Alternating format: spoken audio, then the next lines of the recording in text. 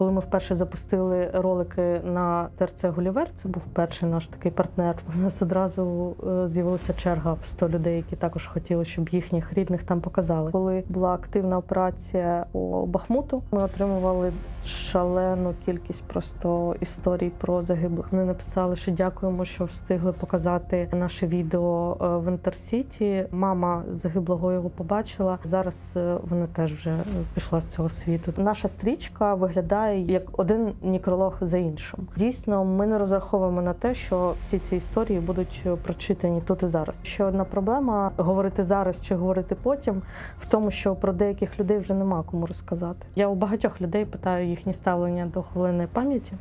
Частина людей, особливо рідні, які переживають травму тут і зараз, кажуть, що мені не потрібно нагадувати, що я втратила. Тому ж в Києві зараз обговорюють те, що ми не можемо створювати мурали, присвячені конкретним людям, тому що нам не вистачить стін. Або в Ірпіні, коли вони кажуть, ми ставимо мораторій на перейменування вулиць, тому що в нас не вистачає вулиць, у нас вже загиблих більше, ніж вулиць. Окей, ви забороняєте робити мурали або забороняєте перейменовувати вулиці. Причини зрозумілі, дійсно. Дуже великі втрати. Але що ви пропонуєте натомість?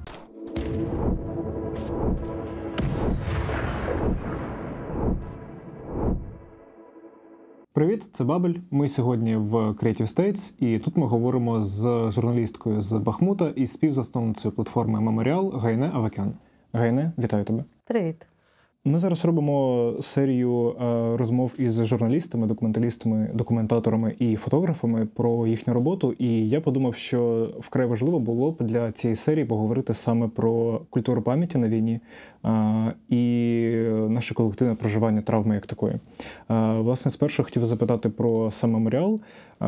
З того, що я бачив, то публічна, і загалом місія меморіалу – це перетворювати статистику втрат на імена і історії реальних людей. І зрештою, це те, про що нам теж раніше в інтерв'ю казав фотограф Георгій Іванченко. Це коли ти маєш показати, з його точки зору, що це не будинок горить, а це людина, це людська історія, це людська трагедія, і дуже багато зусиль докладається для того, щоб саме так це сприймалося, щоб це сприймалося не як просто статистика, а як людська історія. Ви загалом написали вже більше 8 тисяч некрологів і історій людей. Ваші історії публікувались в багатьох виданнях, також на сітілайтах, багатьох на ТРЦ, в вагонах потягів, на вокзалах також ви транслюєте свої історії людей. І я бачив розповіді ваших журналістів, документаторів про те, що іноді це може бути 6 історій на день, які їм доводиться задокументовувати. Власне, хотів запитати, як ви працюєте з трагедією і як ви опитуєте людей, як ви приймаєте їхні свідчення? Чи ви самі до них йдете, чи ви приймаєте їхні повідомлення?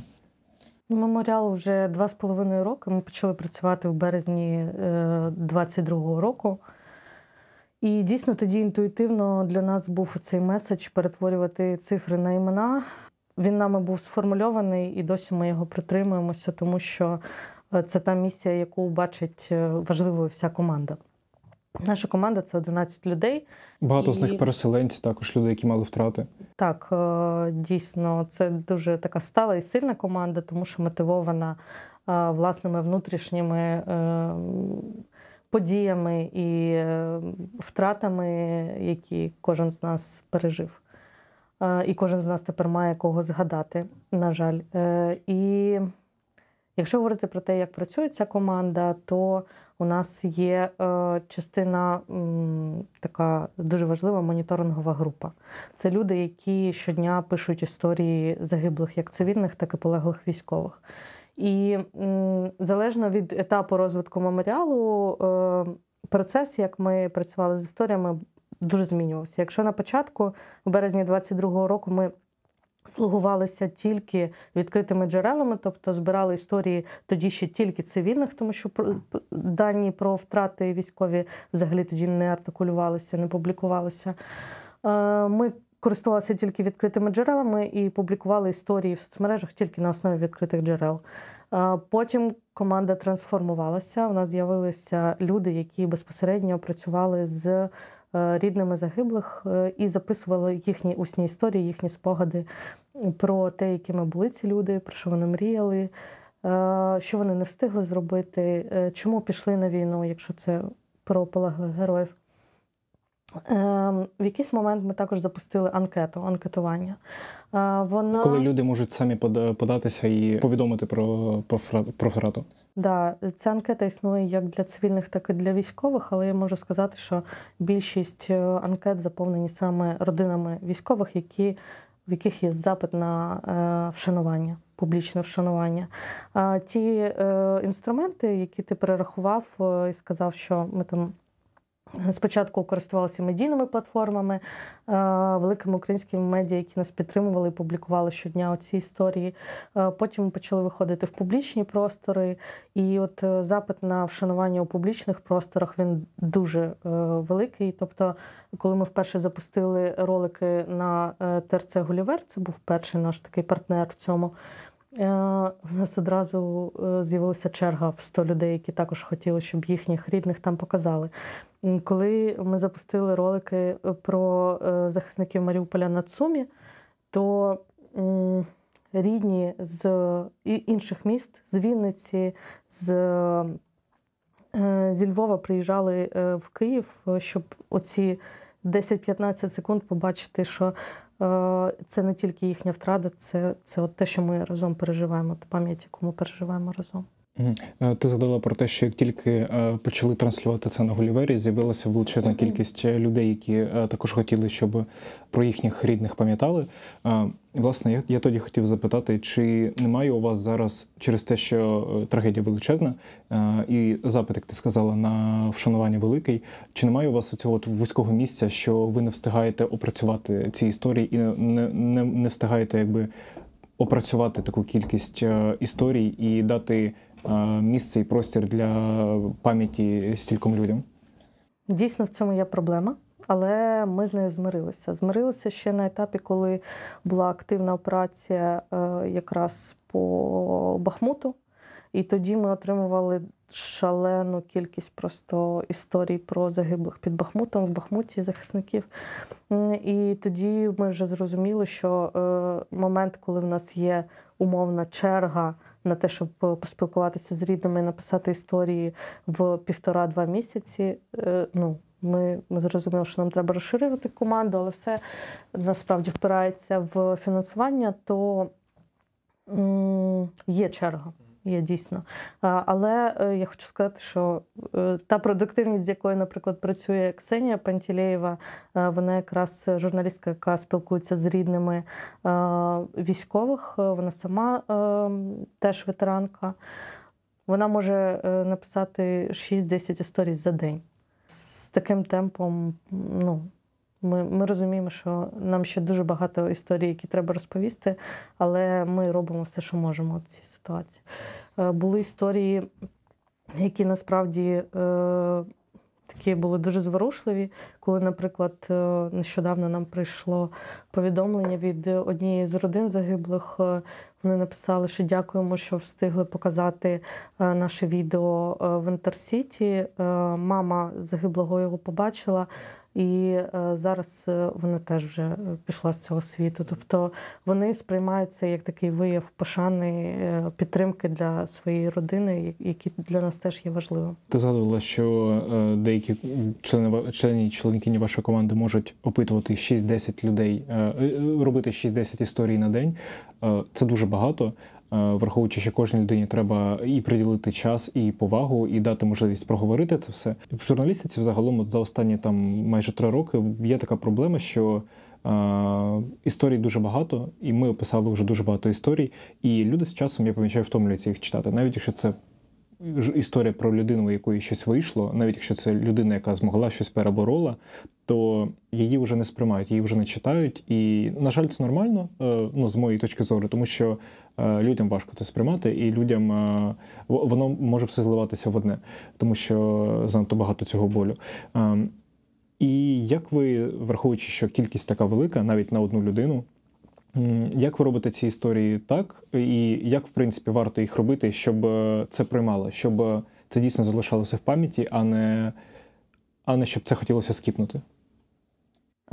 Якщо говорити про роботу тут і зараз, то і говорити про конкретно ці короткі життєписи, то вони досить стандартизовані. Але ми говоримо про те, що меморіал – це не тільки про те, як ми переживаємо втрату сьогодні, як ми підтримуємо родини, а це те, що ми робимо на перспективу 50-20 років. Тобто документування для того, щоб зберегти оцю пам'ять. І там в перспективі 10-20 років ми бачимо меморіал як таку національну платформу, музей, фізичний простір, в якому вже будуть зібрані і структуровані історії, які ми записуємо зараз. Дійсно, наша стрічка виглядає як один некролог за іншим.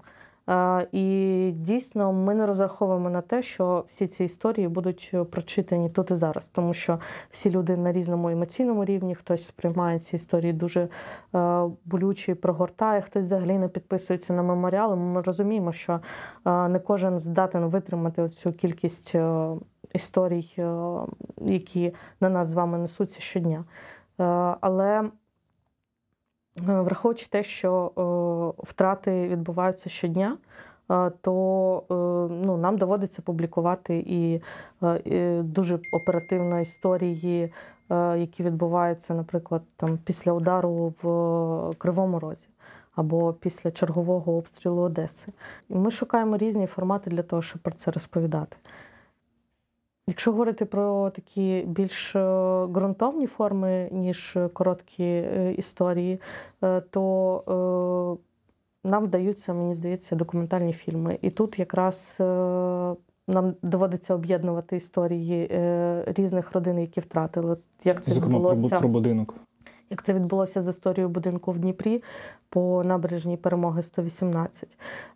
Ми презентували цей документальний фільм в Дніпрі після прем'єри в Києві. І там на наш подив зібралася повна зала, майже 200 людей, більшість з яких були рідними загиблих. І ми розуміємо, що от тема втрати, будинок, в якому загинуло 46 людей, імена всіх досі ще не названі.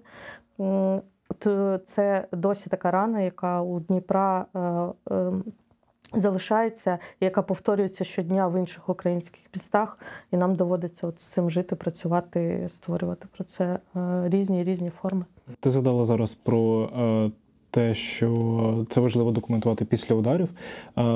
Скажи, чи, наприклад, коли стався російський обстріл якогось міста і, на жаль, знову були загиблі, чи не пробуєте ви максимально оперативно задокументувати це, щоб доки у людей ще, у читачів, глядачів залишається згадка про цих людей, нагадати їм, показати, що це були конкретні люди, це не просто будівель, це були конкретні люди?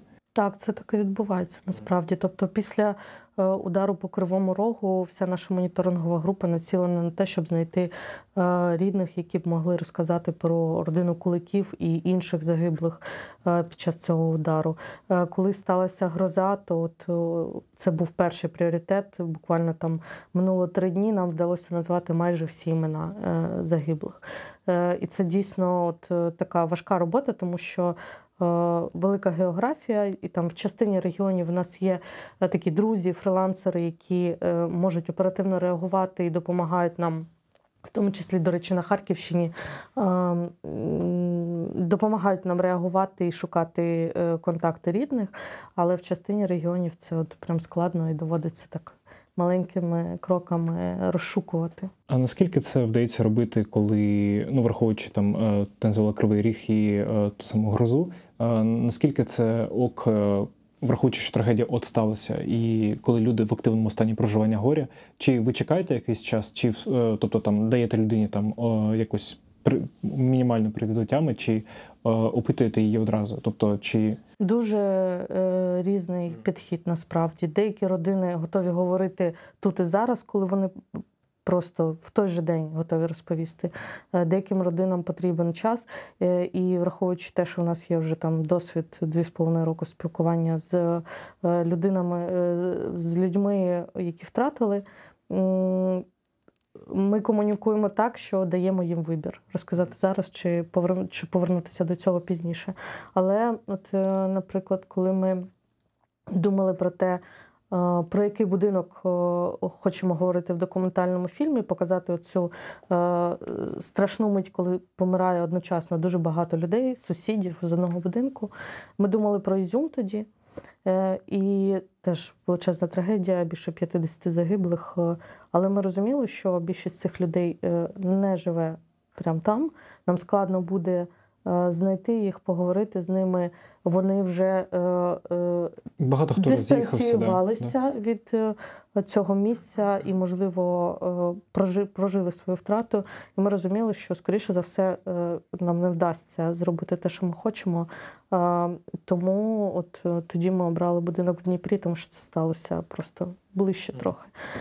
І я хочу сказати, що ще одна проблема в цьому контексті – говорити зараз чи говорити потім, в тому, що про деяких людей вже нема кому розказати. І якщо ми не будемо намагатися хоча б збирати історії тут і зараз, то далі це буде все складніше і складніше робити. І говорячи про конкретні проекти меморіалу, хотів запитати про 29 серпня, коли ви в День захисників стали співорганізаторами акції проєкту «Стіл пам'яті». Це коли, там, здається, у 800 ресторанах по всій Україні залишили порожній столик для полеглих героїв. І там був надпис, що цей стіл зарезервований для найсміливіших із нас. Ця традиція, наскільки я бачив, прийшла з США. В них, здається, в них в День пам'яті теж в різних закладах ставлять окремий стіл з трояндою і надписом «Missing Man Table». Ось, а іноді це, наприклад, там для полеглих комрадів, тобто для полеглих товаришів. Коли ви робили цю акцію, вам доводилося переконувати бізнес до цього долучитися, чи якось пояснювати, чому це важливо? Тобто, чи була оця резистенція, супротив, який доводилось подолати? Я спершу хочу сказати, що ця акція дійсно нас всіх супер надихнула. Тому що коли до нас прийшла Марія Грабар, ініціаторка цієї акції і співзасновниця Грабар Фондейшн, ми надихнулися її енергією, цим новим форматом вшанування, який вона запропонувала. Вона його реалізовувала минулого року. Цього року ми приєдналися для того, щоб це спробувати підсилити медійно і масштабувати, щоб перетворити це дійсно на таку традицію пам'яті, яка може повторюватися з року в рік в Україні. І коли ми приходили до бізнесу, у нас не було жодного спротиву. Бізнес дуже класно сприйняв цю ідею. Я думаю, що це ще пов'язано з тим, що це не просто слова, коли я кажу, що кожному з нас є кого згадувати. Тобто в цих ресторанах, які приєдналися до акції, в них є співробітники, які загинули, в них є друзі, в них є рідні, які також полеглі герої. Це був формат, який ми їм запропонували як такий простий спосіб вшанування в цей день.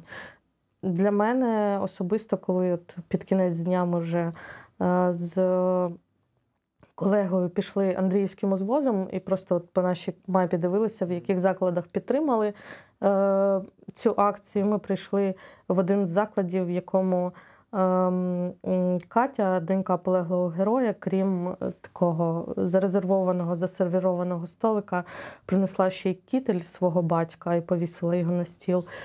Коли ми говорили з нею, для неї це виявилося суперважливим, що весь колектив підтримав її в цьому горі. Вони присвятили цей столик, в тому числі її батькові.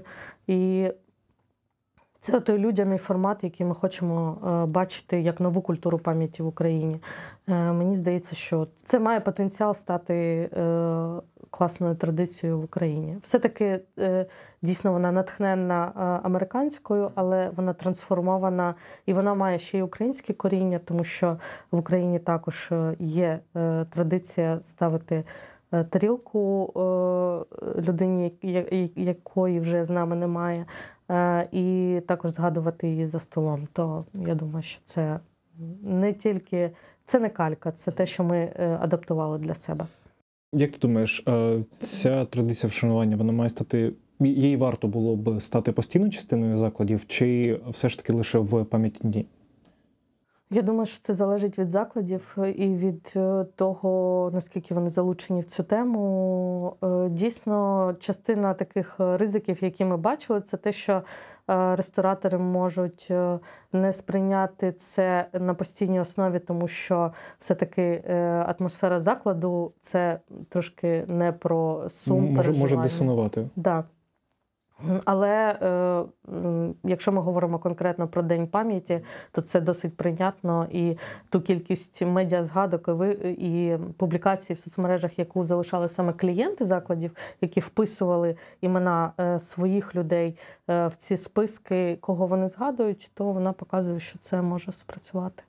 І також в цьому ж контексті мені подобається приклад, який зробили на Куражі цього літа, коли вони зробили такий стенд, рукою написали «Тебе тут бракує», і можна було роздрукувати фотографію людини, якої вже немає з тобою, і наклеїти. Вийшло таке панно з людьми, які не змогли прийти на цей захід, але про яких ми пам'ятаємо. І мені здається, що цей формат, коли ти можеш взаємодіяти з пам'яттю, коли ти вписуєш її в свою рутину або в свій розклад дня, це те, що ми хотіли би бачити. Ну і в принципі таке панно, воно, тобто коли є такий спосіб меморіалізації, як на Куражі, він більше нагадує навіть, це настільки навіть схоже на траур, а це реально більше про любов і взаємодію з пам'яттю і турботою про людину. Тобто це, мені здається, це теж хороший спосіб проживання цієї втрати, це більше про любов, ніж про траур, і про буття вже в моменті, аніж в минулому. Власне, теж з моїх спостережень низка міст самостійно організовували хвилини мовчання. Наприклад, коли я був у Чернівцях, то я помітив, що о 9 ранку все місто, ну, центр, принаймні, міста повністю завмирає. Навіть машини, автобуси, просто люди на вулицях, і навіть якщо люди всередині в закладах, то вони також піднімаються і принаймні хвилину присвячують тиші. А у Львові, наприклад, це об 11 є відома історія про Сурмача, який раніше просто виконував музику, а зараз вона присвячена саме полеглим. І про хвилину пам'яті саме Сурмач сповіщає. Скажи, чи меморіал пробував домовлятися з міською владою різних міст про те, щоб вони намагались дотримуватися загальнонаціональних хвилин мовчання? Дуже класно, що в темі меморіалізації є дуже багато маленьких спільнот, які роблять, в принципі, одну справу, рухають одну справу. І тут варто згадати Ірину Цибух, яка була якраз амбасадоркою хвилини мовчання. На жаль, загинула на Харківщині. Зараз люди, яких вона об'єднала, продовжують її справу. Це, власне, ініціативна група Moment of Honor. І от вони якраз адвокатують хвилину мовчання в різних містах в Україні. Я знаю, що вони зараз працюють з Вінницею, щоб зробити такий гайдлайн для інших міст, як реалізувати це у себе.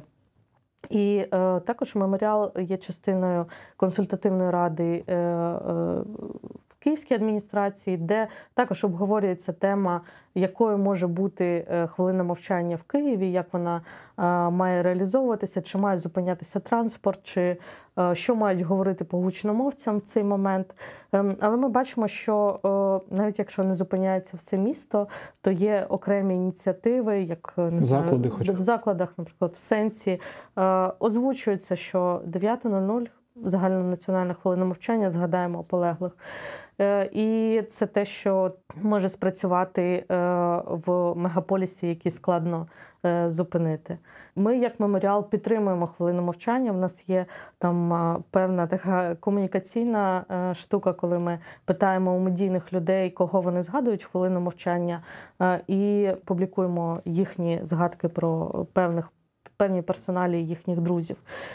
І це те, що ми робимо в продовження цієї адвокаційної кампанії. Але я хочу сказати, що я у багатьох людей питаю їхнє ставлення до хвилини пам'яті. Частина людей, особливо рідні, які переживають травму тут і зараз, кажуть, що мені не потрібно нагадувати, що я втратила. Вони кажуть, що для мене пам'ять – це от щось перманентне протягом дня, це не 1 хвилина. Але враховуючи цей запит на вшанування, я думаю, що це дуже важливо для рідних в контексті не особистому, а в контексті, що інші люди показують тобі, що вони пам'ятають разом з тобою. І тоді оця маленька традиція, 1 хвилинка може грати роль свою. Але виявляється, що для них це також може бути цим ще одним нагадуванням про втрату, яку вони ще переживають.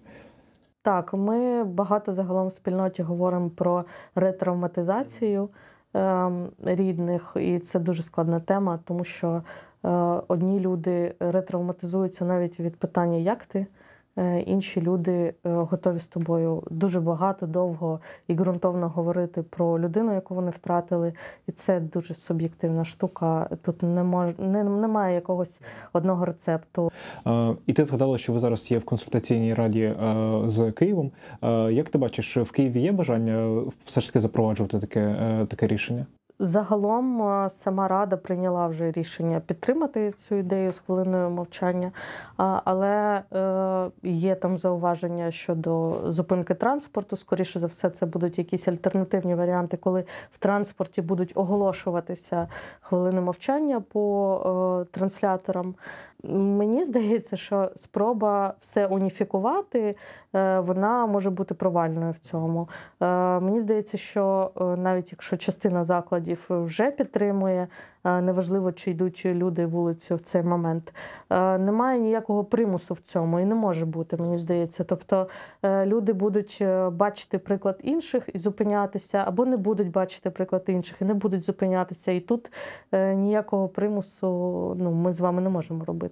Тоді хочу поговорити про вдалі і, можливо, не дуже вдалі приклади меморіалізації, зокрема в Україні, так і за кордоном. Часто, коли працюють із пам'яттю, наводять в приклад Штати або Німеччину саме в контексті меморіалізації Голокосту і саме цієї війни. Наскільки взагалі шляхи і способи меморіалізації залежать від контексту конкретних країн? В сенсі, що деякі прояви можуть бути органічними в кількох країнах, як, наприклад, стіл пам'яті, який у нас в закладах застосовувався. Але чи є, наприклад, кейси, які не пасують до інших країн, і нам варто їх самим розробляти? Загалом, коли ми для себе формулювали такий мікроманіфест, якою ми хочемо і не хочемо бачити пам'ять після завершення цієї війни або після перемоги, як кому зручно говорити або думати, ми говорили про те, що ми не хочемо бачити пам'ять радянською, але нам здається, що ми не можемо її калькувати з інших країн, тому що наш досвід дійсно унікальний. І наш досвід ще унікальний тому, що зараз ми намагаємося зберегти пам'ять або робимо перші кроки в цьому, коли війна ще триває. У більшості країн це відбувається вже пізніше. Да. Також ми живемо в контексті, коли у нас війна відбувається в прямому ефірі. Тобто найбільш діджиталізована, найбільш задокументована і задіджиталізована, коли вже за 2 хвилини після удару по Дніпру ти вже, не дивлячись на всі прохання СБУ, бачиш, що там сталося. Тому мені здається, що наш досвід в цьому унікальний, і ми можемо використовувати якісь принципи, які є доречними і які також там співпадають з нашим менталітетом українським для того, щоб зберігати цю пам'ять, але копіювати нам навряд чи вийде. Навіть коли ми говоримо про Штати і Арлінгтон, то ми бачимо, коли ми намагаємося створити меморіальне кладовище в Україні, то в нас вже виникає дуже багато різних моментів, які різні люди бачать по-різному. Тому і виникають конфлікти, власне, навколо цього. Але З тих принципів, які мені подобаються в досвіді інших країн, це, по-перше, також персоналізація, якою ми добиваємося зараз. Тобто не говорити узагальнено про втрати, а говорити про конкретні історії. Це насправді і працює, і не працює, тому що, наприклад, в тому ж Києві зараз обговорюють те, що ми не можемо створювати мурали, присвячені конкретним людям, тому що нам не вистачить стін. Або в Ірпіні, коли вони кажуть, ми ставимо мораторій на перейменування вулиць, тому що в нас не вистачає вулиць, у нас вже загиблих більше, ніж вулиць. І тут персоналізація не працює. Але якраз оцей діджитал-простір, діджитал-меморіалізація, вона дозволяє нам зберігати пам'ять конкретніше, персоналізованіше і доповнювати історії, тому що це все продовжується. І якщо говорити про Голокост, наприклад, мені подобається, що коли ми приїжджаємо в Берлін і приходимо в будь-який музей, то, по-перше, ця тема, вона діджиталізована, супердіджиталізована, коли в музеях ти бачиш купу інтерактивних речей, з якими ти можеш взаємодіяти, коли тема розкрита як для мене, 30-річної людини, так і для мого сина, якому зараз 9, і який також може не травматично зрозуміти, що відбувалося і які події, які результати цих подій сталися. А ще мені подобається, що за кордоном ця пам'ять вписана в публічні простори. Останній такий приклад, який я бачила, який мені сподобався, на острові Корфу в Греції. 2 таких шумних туристичних заклади, а між ними стоїть пам'ятник, присвячений жертвам Голокосту, власне, на цьому острові. І ця пам'ять, вона співіснує з простором, вона не виокремлена, її не винесли кудись на задвірки, її не сховали, її не намагаються на кладовище кудись віднести. Тобто це те, що вписано в публічний простір. Ну і це показує, що пам'ять – це не обов'язково траур, який ми просто носимо з собою постійно. І якщо говорити про складні питання, то я бачив, що низка видань в Україні, там, зокрема, Фронтлайнер чи Ліга, багато інших, писали про проблему стихійності меморіалів в Україні зараз. Наприклад, що нам робити зі стіною пам'яті біля Михайлівського собору, де ще на початку вторгнення закінчилось місце для фотографій людей, чи що робити з прапорцями на Майдані, які почалися з акції одного закордонного волонтера, який потім став дуже скандальним, а потім просто це дуже сильно масштабувалося. Як ти думаєш, стихійність в питанні війни такої трагедії – це ок? Чи варто з часом це прибирати, систематизовувати? Мені здається, що всі розуміють, що це тимчасові формати вшанування пам'яті. І, скоріше за все, момент, коли вони будуть перетікати в якісь постійні форми меморіалізації, буде дуже складним для всіх. Тому що, дійсно, там стіна пам'яті, вона розраховувалася і задумувалася на певну кількість втрат, які ми понесли в АТО ООС. І там вони буквально розраховували, якого розміру має бути фотографія, щоб всі помістилися. Коли я востаннє була біля цієї стіни, це дійсно вражає в поганому сенсі, тому що люди продовжують приносити туди фотографії, але деякі з них прям лежать просто на дорозі, і виглядає це не дуже гідно зараз. Але ми маємо розуміти, що я для себе так визначаю, що ця стихійність, вона випливає з того, що у людини є запит на вшанування, і вона його робить всіма доступними так, методами. Як уміє. Да. Так, як уміє, так, як вона відчуває. Тобто держава на даний момент не пропонує нам жодних альтернатив. Поки що це тільки проект Національного військового кладовища, на яке потраплять не всі загиблі в українській війні. Також треба зазначити. Коли я думаю про Майдан, для мене, насправді, це дійсно місце сили зараз, тому що люди, які туди приходять, вони приходять дійсно для того, щоб вшановувати. Але коли я бачу, що про це місце пишуть, що це газон пам'яті, мені стає трошки не по собі. Тому що це, напевно, не той формат, який ми хочемо бачити для вшанування. Мені дуже подобається це місце, тому що воно персоналізоване, але як показують практики там і інших країн, все-таки для того, щоб це було естетично, це має бути якось уніфіковано. Зараз це не уніфіковано. Хтось вішає величезні банери, хтось ставить маленькі пропорції, хтось маленькі величезні. пропорції. Тобто це виглядає трохи дивно зараз.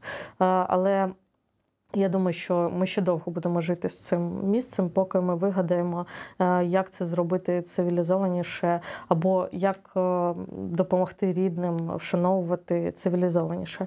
Я в цьому контексті хотіла ще згадати такий момент, як пам'ять як сервіс. Його колись озвучила на одній з наших дискусій Івона Костіна, вона співзасновниця Ветеран Хаб, і мені ця ідея дуже запала, насправді.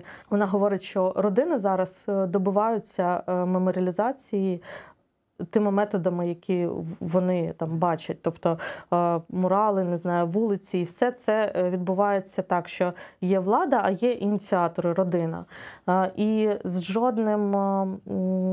жодним сервісом пам'яті влада не приходить до родин, навпаки, тобто вони чекають на звернення від них. І яким може бути оцей сервіс від держави до родин загиблих в плані пам'яті, оце нам треба ще буде з'ясувати всім нам, чи може держава забезпечити цю пам'ять. Да, пропонувати. Окей, ви забороняєте робити мурали або забороняєте перейменовувати вулиці. Причини зрозумілі, дійсно. Дуже великі втрати.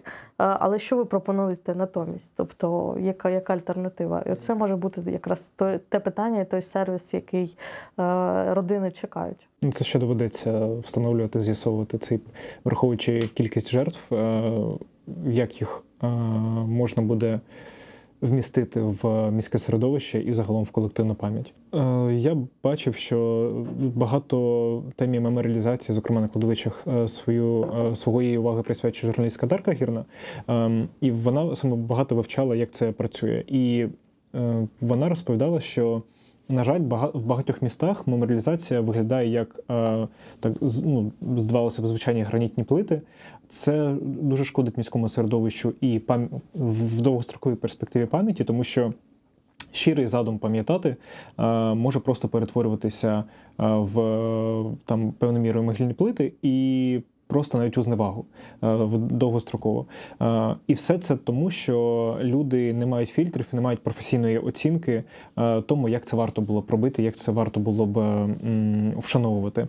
Наскільки взагалі ок критикувати людей за те, що вони пам'ятають саме так? Як це взагалі можна доносити їм, що їхній спосіб проживання втрати і увіковічнення її варто було б подносити зовсім інакше? Я не знаю, як комунікувати з тими, хто вже встановив, наприклад, такі плити або меморіальні дошки, наприклад. Ми це теж обговорювали в київській адміністрації. Вже затверджений певний шаблон, як має виглядати меморіальна дошка, і, власне, перед її встановленням має пройти там комісія, яка затверджує. На будинку? Да, на будинку або на школі, наприклад. Але люди, які встановили ці дошки до цього, наприклад, або вже замовили дошку, яка дійсно не світла, а темна, з темного граніту, типу, як комунікувати з цими родинами, це дуже складне питання. Але повертаємося знову до того, що ми можемо пропонувати альтернативи і показувати інші способи вшанування. Наприклад, у нас є сторінка, яка називається Memorial Practices, і там ми збираємо такі досвіди вшанування і показуємо історії, коли люди в пам'ять про загиблого заснували книгарню, коли заснували, наприклад, Київська школа економіки стипендії на честь співробітників і випускників своїх. Коли благодійний фонд. Благодійні фонди, наприклад, Далі, Максима Кривцова. Або коли ініціатива Романа Ратушного продовжує жити, і його справа продовжує жити. Оце кейси, коли пам'ять об'єднує людей, і люди продовжують справу загиблої людини. Це те, що ми хотіли би також комунікувати. Це, знову ж таки, нова культура пам'яті. Звичне для нас це меморіальні дошки, вулиці і те, що ми зараз бачимо, або пам'ятники, теж досить така дискутивна тема щодо відкриття таких персоналізованих пам'ятників загиблим.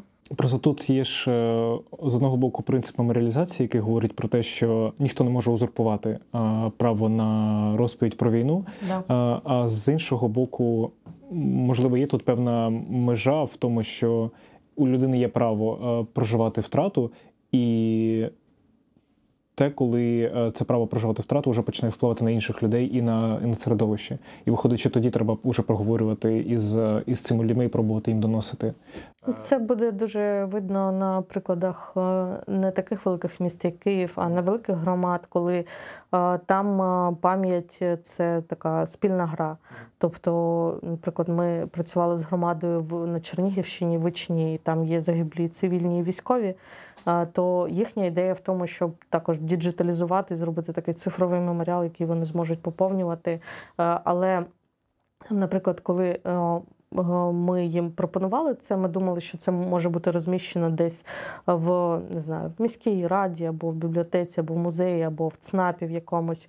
А люди в громаді кажуть, що ні, ми хочемо, щоб це було доступно 24/7, і щоб це було, наприклад, в міському парку, в публічному просторі, щоб люди могли бачити ці історії постійно. Да? І тут от якраз грає оця партисипативна залученість цих людей в обговорення, і тут ти розумієш, що тут це буде працювати так.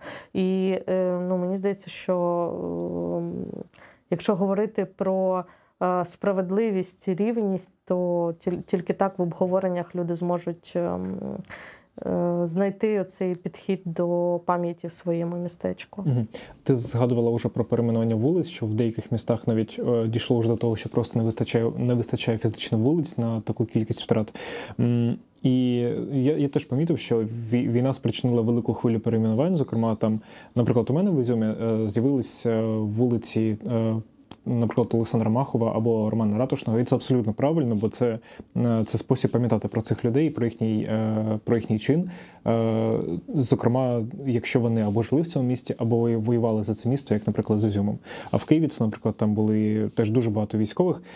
Втім, іноді я помічаю таку публічну дискусію або навіть перепалку про те, що хто заслуговує на те, щоб його іменем, на його честь назвали вулицю.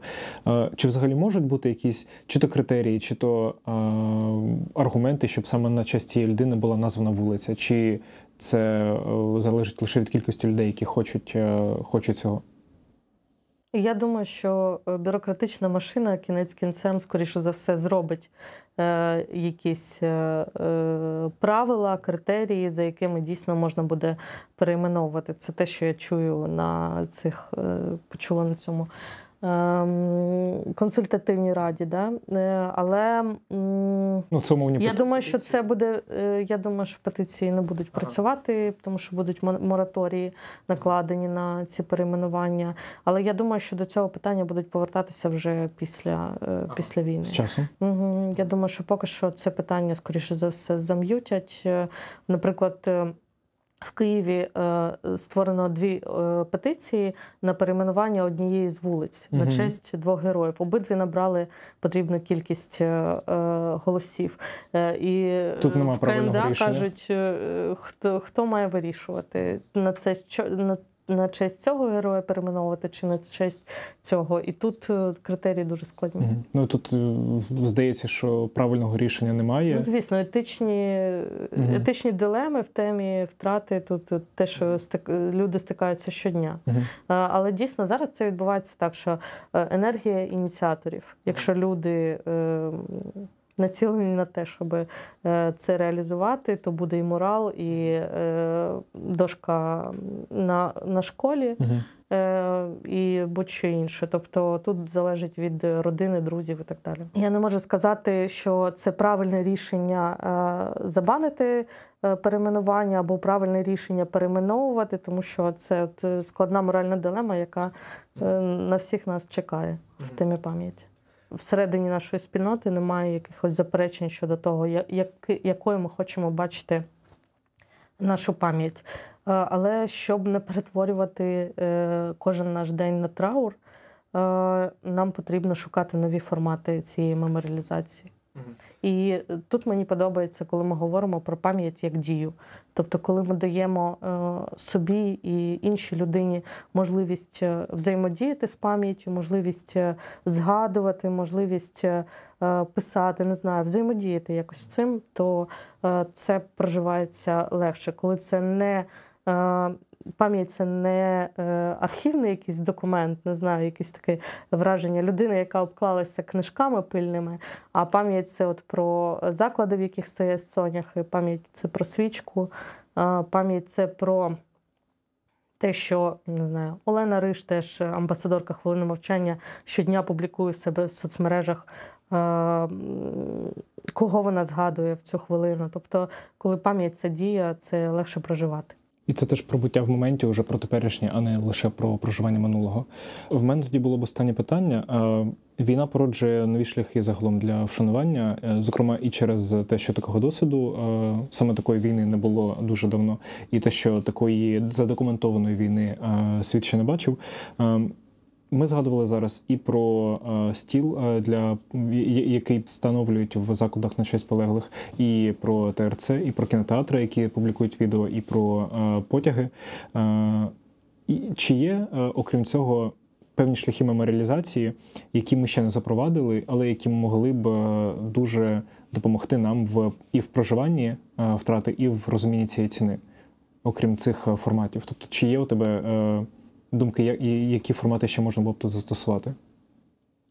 Ну, у мене дуже багато думок, і у нашої команди дуже багато ідей щодо цього, але тут декілька питань. Кожен цей формат не має бути нав'язаним, тобто він має бути органічним для середовища, для громади, яка його має сприйняти, для родин загиблих в тому числі. Тобто це не має бути щось нав'язане. Тому мені здається, що якраз ідея зі столом пам'яті спрацювала, тому що вона була ініційована дружиною загиблих. Да. Дружиною загиблого. Ну, немає якогось одного рецепту, який ми можемо використати. Є дуже класні формати, коли дійсно митці працюють з темою пам'яті. Я думаю, що, можливо, колись меморіал створить якусь резиденцію для митців, які зможуть допомогти нам відрефлексувати те, як ми можемо говорити про втрати. Також, наприклад, формат, який мене здивував, один з останніх, співзасновниця меморіалу Лєра Лауда привезла із Сараєва таку величезну газету, на якій намальована рослина. Я нічого не розумію, що там написано, але вона мені потім пояснила, що це збірник такий ботанічний, який створили в пам'ять про загиблих, тобто це рослини, які ростуть на місці вбивства людей.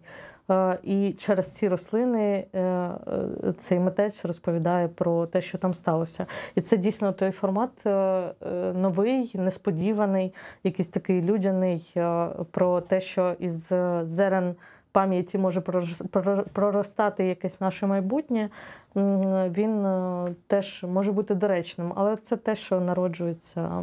Ну, враховуючи, що це з'явилося, саме цей приклад з ботанікою через 30 років, то це показує нам, що це теж займає час. І ми будемо думати про те, як меморіалізувати і пам'ятати це через довгі роки. Ще хотіла все-таки сказати, що меморіал за ці 3 роки це не тільки там 8 тисяч записаних історій. От коли ми запустили нашу кампанію «Донат на пам'ять», ми зрозуміли, що дуже багато людей готові долучатися до того, щоб підтримувати нашу команду і підтримувати загалом тему пам'яті. Чому для нас це важливо? Тому що нам здається, що українці – це мають бути перші зацікавлені люди в тому, щоб зберегти пам'ять про загиблих. Да. Про себе і про те, якою ціною вилилася нам ця війна з Росією. І тому там пройшов перший місяць нашої кампанії, це більше 1000 людей, які доєдналися до донатів на пам'ять. І от для себе ми розуміємо, що ми хочемо продовжувати, і що це те, що зараз нас підтримує. Ми намагалися всі ці роки підтримувати рідних загиблих, а зараз вони підтримують нас, в тому числі вони, для того, щоб ми продовжували працювати. Для нас це дуже важливо. Дякую, що подивились. Ставте лайк, підписуйтесь, підтримуйте меморіал. Дякую. Дякую тобі велике.